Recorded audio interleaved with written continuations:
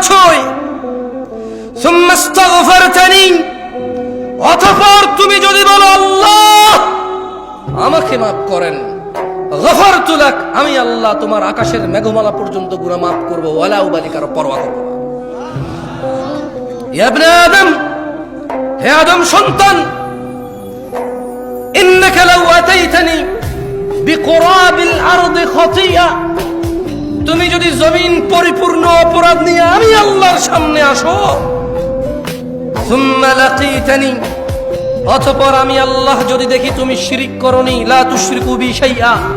আমার সাথে কাউকে শিরিক করনি, তাহলে লা আতাইতুকা বিকুরাবিহা মাগফিরা, তাইলে আমি জমিন পরিপূর্ণ ক্ষমা নিয়ে এসে তোমাকে ক্ষমা করে দেব।